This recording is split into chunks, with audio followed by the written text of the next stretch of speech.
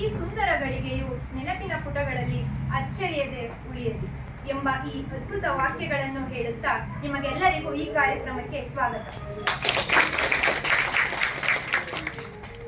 ಆತ್ಮೀಯ ಸಹಪಾಠಿಗಳೇ, ಈ ದಿನ ನಾವು ನಮ್ಮ BEd ಕೋರ್ಸ್ಗೆ ಸಂಬಂಧಿಸಿದಂತೆ BO ಕಚೇರಿಯ ಭೇಟಿಗಾಗಿ ಆಗಮಿಸಿದ್ದೇವೆ. ಆದ್ದರಿಂದ ಈ ಭೇಟಿಯಲ್ಲಿ BO ಆಫೀಸಿಗೆ ಸಂಬಂಧಿಸಿದಂತೆ ಕಾರ್ಯಾಚರಣೆಗಳು ಹೇಗೆ ನಡೆಯುತ್ತವೆ, ಏನೇನು ಸೌಲಭ್ಯವನ್ನು ಕಲಿಕೆಗೆ ಒದಗಿಸಿಕೊಟ್ಟಿದ್ದಾರೆ ಹಾಗೂ ಒದಗಿಸುತ್ತಿದ್ದಾರೆ, ಹಾಗೆಯೇ ಪ್ರಾಥಮಿಕ ಮತ್ತು ಪ್ರೌಢಶಾಲೆಯ ವ್ಯವಸ್ಥೆಯಲ್ಲಿ ಇದರ ಪಾತ್ರವೇನು ಎಂಬುದನ್ನು ಕುರಿತು ಒಂದು ಸಣ್ಣ ಅನುಭವ ಹಾಗೂ ಮಾಹಿತಿಯನ್ನು ಪಡೆದುಕೊಳ್ಳಲು ಇಲ್ಲಿ ಬಂದಿದ್ದೇವೆ. ಇದೀಗ ಈ ಕಾರ್ಯಕ್ರಮವನ್ನು ಪ್ರಾರಂಭಿಸೋಣ. ನಮ್ಮ ನಾಡು ತನ್ನದೇ ಆದಂತಹ ಅದ್ಭುತ ಪರಂಪರೆಯನ್ನು ಹೊಂದಿದೆ. ಈ ನಾಡಿನಲ್ಲಿ ಎಲ್ಲ ಶುಭಗಳಿಗೆ ಮೊದಲು ದೇವರಲ್ಲಿ ಪ್ರಾರ್ಥಿಸುವುದು ಪ್ರತೀತಿ. ಅದರಂತೆ ಈ ಒಂದು ಶುಭ ಗಳಿಗೆಯಲ್ಲಿ ಈ ಕಾರ್ಯಕ್ರಮವನ್ನು ಒಂದು ಪ್ರಾರ್ಥನಾ ಗೀತೆಯ ಮೂಲಕ ಪ್ರಾರಂಭಿಸಲು ಬರುತ್ತಿದ್ದಾರೆ ಸಿಸ್ಟರ್ ಕ್ರಿಸ್ಟಿನಾ ಹಾಗೂ ತಂಡ.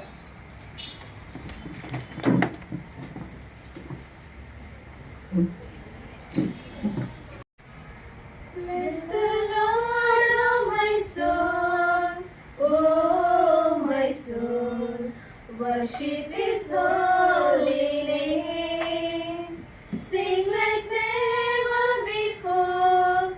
Oh my soul, I worship Your holy name. The sun comes up, it's a new day dawning. It's time to sing Your song again. Whatever may pass and whatever lies before me, let me be singing when the evening comes. Bless the Lord, oh my soul, oh my soul, worship His holy name. Sing like never before, oh my soul, I worship Your holy name. I worship Your holy name.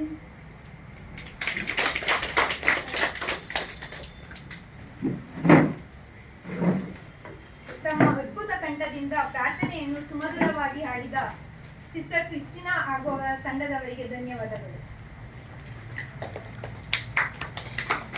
ಈ ಕಾರ್ಯಕ್ರಮದಲ್ಲಿ ಉಪಸ್ಥಿತರಿರುವಂತಹ ಸಂಪನ್ಮೂಲ ವ್ಯಕ್ತಿಗಳು ನಮ್ಮ ನೆಚ್ಚಿನ ಶಿಕ್ಷಕ ವೃಂದದವರನ್ನು ಕಾರ್ಯಕ್ರಮಕ್ಕೆ ಆತ್ಮೀಯವಾಗಿ ಸ್ವಾಗತಿಸಬೇಕೆಂದು ಅನಿಲ್ ರವರನ್ನು ಕೇಳಿಕೊಳ್ಳುತ್ತೇನೆ.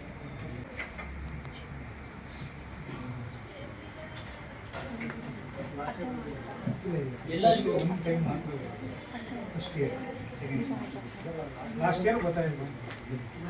ಕನಸುಗಳನ್ನು ಕನಕದಿಂದ ಪಡೆಯಲಾಗದು, ಕನಸುಗಳನ್ನು ಮದದಿಂದ ಪಡೆಯಲಾಗದು, ಸಾಧನೆಯನ್ನು ಸೊಕ್ಕಿನಿಂದ ಪಡೆಯಲಾಗದು, ಪ್ರೀತಿಯನ್ನು ಅಹಂಕಾರದಿಂದ ಪಡೆಯಲಾಗದು, ಜ್ಞಾನವನ್ನು ಒಂಟಿಯಾಗಿ ಪಡೆಯಲಾಗದು, ಮುಕ್ತಿಯನ್ನು ಭಕ್ತಿಯಿಲ್ಲದೆ ಪಡೆಯಲಾಗದು, ಗುರುವಿಲ್ಲದೆ ಯಾವುದನ್ನು ಪಡೆಯಲಾಗದು ಎಂದು ಗುರುಗಳಿಗೆ ವಂದಿಸುತ್ತಾ ಶ್ರೀಮತಿ ಸೌಭಾಗ್ಯ KT ಕ್ಷೇತ್ರ ಶಿಕ್ಷಣಾಧಿಕಾರಿಗಳು ಇವರ ಅನುಪಸ್ಥಿತಿಯಲ್ಲಿ ಇವರಿಗೆ ಕಾರ್ಯಕ್ರಮದ ಪರವಾಗಿ ಮತ್ತು ನನ್ನ ವೈಯಕ್ತಿಕವಾಗಿ ಕಾರ್ಯಕ್ರಮಕ್ಕೆ ಸ್ವಾಗತವನ್ನು ಕೋರುತ್ತೇನೆ. ಅದೇ ರೀತಿಯಾಗಿ ಶ್ರೀ ಶಿವರಾಮ್ JR ಕ್ಷೇತ್ರ ಸಮನ್ವಯ ಶಿಕ್ಷಣಾಧಿಕಾರಿಗಳು ಇವರಿಗೂ ಸಹ ನಮ್ಮ ಸಂಸ್ಥೆಯ ಪರವಾಗಿ ಮತ್ತು ನನ್ನ ವೈಯಕ್ತಿಕವಾಗಿ ಹೂಗುಚ್ಛ ನೀಡುವುದರ ಮೂಲಕ ಸ್ವಾಗತವನ್ನು ಕೋರುತ್ತೇನೆ.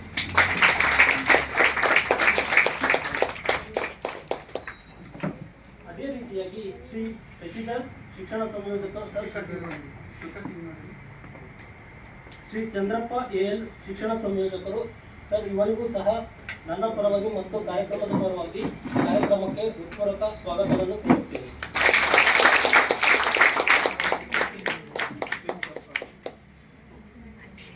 ಅದೇ ರೀತಿಯಾಗಿ ಶ್ರೀ ಶಿವರಾಮ್ HR ಕ್ಷೇತ್ರ ಸಂಪನ್ಮೂಲ ವ್ಯಕ್ತಿಗಳು ಇವರಿಗೆ ಸಹ ನನ್ನ ವೈಯಕ್ತಿಕವಾಗಿ ಮತ್ತು ಸಂಸ್ಥೆಯ ಪರವಾಗಿ ನಮ್ಮ ಸಂಸ್ಥೆಯ ಪರವಾಗಿ ಹೃದಯಪೂರ್ವಕ ಸ್ವಾಗತವನ್ನು ಕೋರುತ್ತೇನೆ. ಅದೇ ರೀತಿಯಾಗಿ ಪುಷ್ಪಲತಾ BRT ಉತ್ತರ ವಲಯ ಇವರಿಗೂ ಸಹ ನನ್ನ ವೈಯಕ್ತಿಕವಾಗಿ ಮತ್ತು ಸಂಸ್ಥೆಯ ಪರವಾಗಿ ಹೃತ್ಪೂರ್ವಕ ಸ್ವಾಗತವನ್ನು ಕೋರುತ್ತೇನೆ. ನಮ್ಮ ಸಂಸ್ಥೆಯ ನೆಚ್ಚಿನ ಗುರುಗಳು ಹಾಗೂ ಪ್ರಾಂಶುಪಾಲರು ಆದಂತಹ ಡಾಕ್ಟರ್ ಜಯಶಂಕರ್ ಸರ್ ಇವರಿಗೂ ಸಹ ನನ್ನ ವೈಯಕ್ತಿಕವಾಗಿ ಮತ್ತು ಅದೇ ರೀತಿಯಾಗಿ ನಮ್ಮ ಸಂಸ್ಥೆಯ ಹಿರಿಯ ಪ್ರಾಧ್ಯಾಪಕರು ಆದಂತಹ ಚಂದ್ರಶೇಖರ್ ಸರ್ ಇವರಿಗೂ ಸಹ ನನ್ನ ವೈಯಕ್ತಿಕವಾಗಿ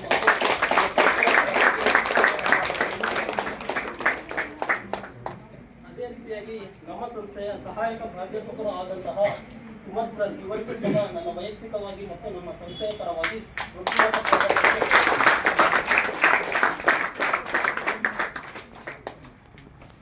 ಈ ಕಾರ್ಯಕ್ರಮದ ಕೇಂದ್ರ ಬಿಂದುಗಳಾದಂತಹ ಎಲ್ಲ ನನ್ನ ಸಹಪಾಠಿಗಳಿಗೂ ಸಹ ನನ್ನ ವೈಯಕ್ತಿಕವಾಗಿ ಮತ್ತು ನನ್ನ ಸಂಸ್ಥೆಯ ಪರವಾಗಿ ಹೃದಯಪೂರ್ವಕ ಸ್ವಾಗತವನ್ನು ಕೋರುತ್ತಾ ನನ್ನ ಸ್ವಾಗತ ಭಾಷಣವನ್ನು ಮುಕ್ತಾಯಗೊಳಿಸುತ್ತೇನೆ.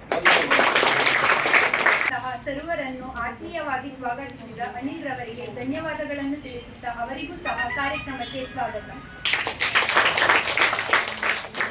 ಇದೀಗ ಕಾರ್ಯಕ್ರಮದ ಪ್ರಮುಖ ಘಟ್ಟ ಅಂದರೆ ಉದ್ಘಾಟನೆ ಸಮಾರಂಭ. ಈ ಒಂದು ಕಾರ್ಯಕ್ರಮದ ಉದ್ಘಾಟಕರಾಗಿ ಆಗಮಿಸಿರುವಂತಹ ಶ್ರೀಯುತರು ಮತ್ತು ವೇದಿಕೆಯ ಮೇಲಿರುವ ಎಲ್ಲರೂ ಸಸಿಗೆ ನೀರು ಹಾಕುವ ಮುಖಾಂತರ ಈ ಕಾರ್ಯಕ್ರಮವನ್ನು ಉದ್ಘಾಟಿಸಬೇಕೆಂದು ತಮ್ಮಲ್ಲಿ ವಿನಂತಿಸಿಕೊಳ್ಳುತ್ತೇನೆ.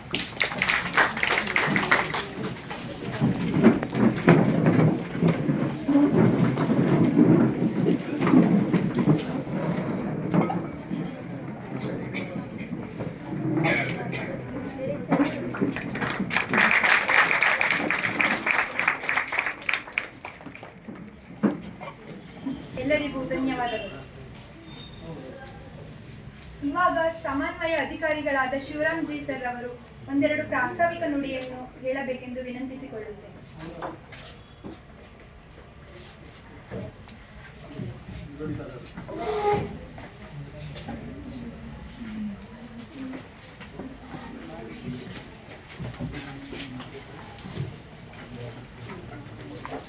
ಎಲ್ಲರಿಗೂ ನಮಸ್ಕಾರ.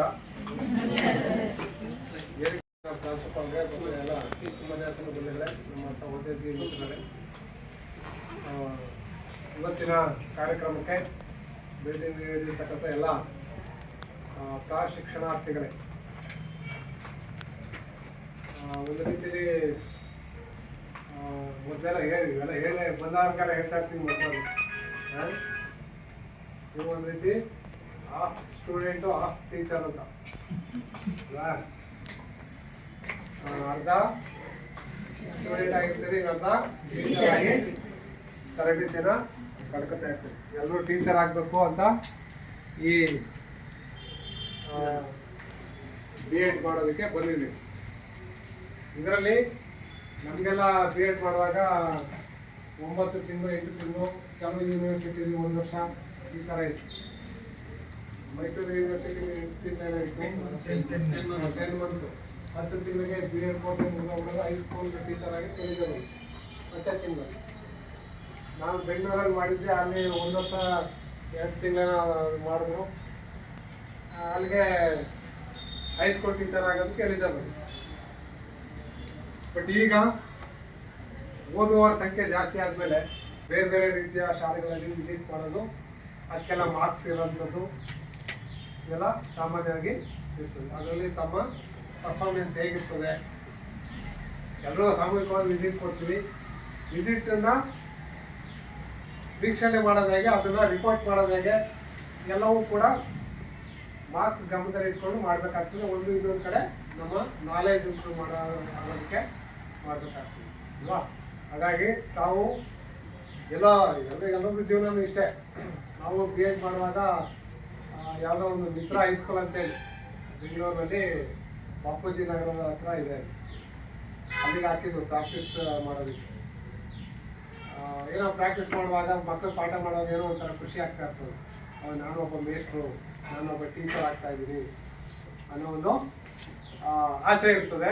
ನಾನು ಚೆನ್ನಾಗಿ ಮಾಡಬಲ್ಲೆ ಅನ್ನೋ ಒಂದು ನಂಬಿಕೆ ಕೂಡ ಇರ್ತದೆ. ಇಲ್ಲ ಬದುಕಕ್ಕೆ ನಮಗೆ ದಾರಿ ಸಿಗ್ತದೆ ಅನ್ನೋ ಹೋಪ್ ಅನ್ನೋದು ಇರ್ತದೆ. ಹಾಗಾಗಿ ನಿಮ್ಮದು ಕೂಡ ಅಷ್ಟೇ. ಹಾಗಾಗಿ ನಾಳೆ ಯಾರ್ಯಾರು ಏನೇನು ಆಗ್ತೀವೋ ಗೊತ್ತಿಲ್ಲ ಅಲ್ಲ. ಹಾಗಾಗಿ ಇವತ್ತು ಏನು ನಾವು ಸ್ಟಡಿ ಮಾಡಕ್ಕೆ ಬಂದಿದ್ದೀವೋ, ಇವತ್ತಿನ ಸಮಯವನ್ನು ನಾವು ಸದ್ಬಳಕೆ ಮಾಡ್ಕೋಬೇಕು. ಇವು ಮೂರು ಯಾವ ವ್ಯಕ್ತಿನಲ್ಲಿ ಕ್ರೋಢೀಕೃತ ಆಗುತ್ತೋ ಅಂಥ ವ್ಯಕ್ತಿ ಮಾತ್ರ ಒಬ್ಬ ಸಂಪನ್ಮೂಲ ವ್ಯಕ್ತಿಯಾಗಿ ಪರಿವರ್ತನೆ ಆಗೋದಕ್ಕೆ ಸಾಧ್ಯ. ಯಾಕೆಂದರೆ 1 ಗಂಟೆ 1.5 ಗಂಟೆ 2 ಗಂಟೆ ಎಷ್ಟು ಮಾಹಿತಿ ಕೊಡ್ತೀವಿ ಅಂತ ಹೇಳಿದ್ರೆ ಅದು ಸುಲಭದ ಕೆಲಸ ಅಲ್ಲ ಅದಲ್ವಾ. ಯಾಕೆಂದರೆ ನಿಮ್ಮಲ್ಲಿ ನೀವೀಗ ಸದ್ಯ ಬಿ ಎಡ್ ಟ್ರೈನಿಂಗನ್ನು ತಗೋತಾ ಇದ್ದೀರಾ.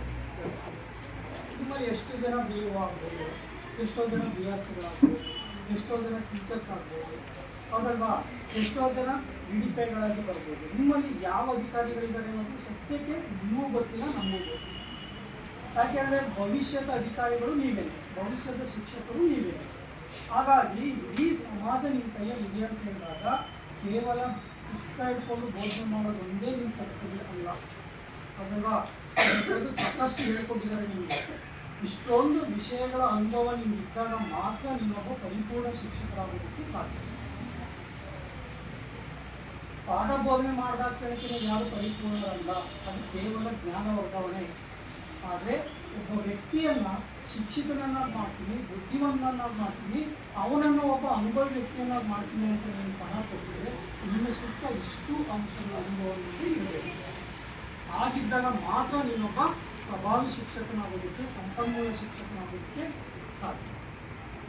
ಈಗ ಸರ್ ಅಷ್ಟರಿಂದ ಸಹಜವಾಗಿ ಒಬ್ಬ ಪಿ ಒ ಆದಾಗ ಅವರ ಜವಾಬ್ದಾರಿಗಳು ಏನಿರ್ತದೆ, ಅವರ ಅಂಡರಲ್ಲಿ ಬರುವಂಥ ಅಧಿಕಾರಿಗಳು ಎಷ್ಟೆಲ್ಲ ಕೆಲಸ ಕಾರ್ಯಗಳನ್ನು ಮಾಡ್ತಾರೆ ಅನ್ನೋದನ್ನು ನೀವು ಕೇಳಿದ್ದೀವಿ. ನೀವು ನೋಡಿರ್ಬೇಕು, ಆಫೀಸ್ಗಳಿಗೆ ಹೋದಾಗ ಅಲ್ಲಿ ಸುಮ್ಮನೆ ಕೂತಿದ್ದಾರೆ, ಇವರೇನೋ ಮಾಡ್ತಾ ಇದ್ದಾರೆ, ಹೌದಲ್ವ, ನಮ್ಗೆ ಅನಿಸುತ್ತೆ. ಆದರೆ ಅವ್ರು ಕೂತ್ಕೊಂಡ್ರೇ ಬೌದ್ಧಿಕವಾಗಿ ಸಾಕಷ್ಟು ವಿಷಯಗಳನ್ನು ಹೇಳ್ಕೊಡಿ ಒಬ್ಬ ಬಂದಾಗ. ಈಗ ಎಷ್ಟೋ ಜನ ನಾವು ನೋಡಿದಾಗ